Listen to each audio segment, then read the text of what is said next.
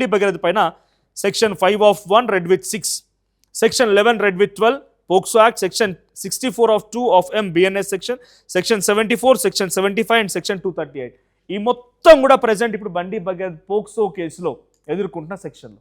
So ఇనిషియల్గా మొదటి రోజున ఆయనపై నమోదైనటువంటి సెక్షన్లకు సంబంధించి చూస్తే కేవలం ఒక 4 సెక్షన్లు మాత్రమే ఇంపోజ్ చేశారు. ఆ 4 సెక్షన్లు ఇవి డే 1 రోజున నమోదైనవి.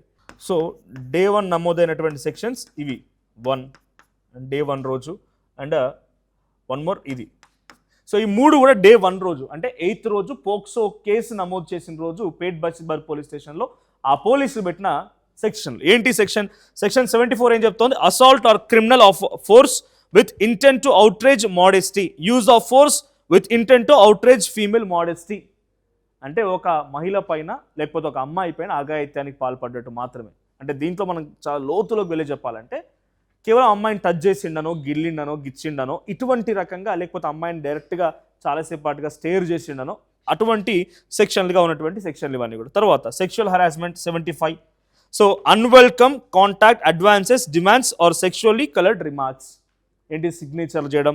అన్వెల్కమ్ అంటే వద్దని అసహించుకున్న మీద కొంత ఇబ్బంది పెట్టే రకంగా ప్రయత్నం చేయడం. సెక్షన్ 74 అండ్ 75 రెండు కూడా అసాల్ట్ అండ్ సెక్సువల్ హరాస్మెంట్. వీటి శిక్షలు ఎంత? 1 to 5 years మాత్రమే. అందుకే చాలామంది ఏం చెప్పారంటే మొదటి రోజు ఆయనకి 5 ఏళ్ల లోపు పడే శిక్షలు మాత్రమే పడే రకంగా సెక్షన్లు పెట్టారని చెప్పారు. ఆ తర్వాత పోక్సో యాక్ట్ సెక్షన్ ఏంటి? 11 రెడ్ విత్ 12 ఏంటిది? Sexual harassment of a minor. ఒక పోక్సో యాక్ట్ సెక్షన్ తర్వాత 2 BNS సెక్షన్లు పెట్టి ఆ రోజు FIR నమోదు చేశారు. మొదటి రోజు డే 1 8th మే పేట్ బషీర్బాగ్ పోలీసులు. ఆ తర్వాత 9th రోజు ఎటువంటి మొత్తం హల్చల్ అయింది వార్త. తర్వాత 10th రోజు మోదీ వచ్చారు, ఎటువంటి స్పందన లేదు. 11th రోజు సిట్ ఏర్పాటు అయింది. 12th రోజు మళ్ళీ ఆ అమ్మాయిని విచారించారు సిట్ అధికారి రితిరాజ్. సో 12th రోజు నమోదైన కేసు ఏంటంటే ఇది 12th రోజు డే 2 అంటే ఎప్పుడైతే నమోదైందో. సో 12th మే రోజు నమోదైనటువంటి సెక్షన్స్ ఏంటి? 5 రెడ్ విత్ 6 ఏంటిది? Aggravated penetrative sexual assault, committing penetrative sexual assault on a minor under 18.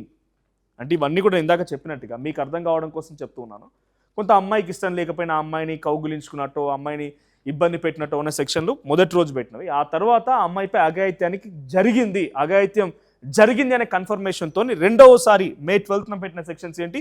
5 red with 6. దీని సెక్షన్స్ ప్రకారంగా శిక్ష ఏం పడుతుంది? ప్రూవ్ అయితే 20 ఏళ్ల పాటుగా జైలు శిక్ష, 20 ఏళ్ల పాటుగా జైలు శిక్ష or extending to life or death penalty. అవసరమైతే మరణ శిక్ష కూడా విధించొచ్చంట ఈ సెక్షన్ ప్రకారంగా.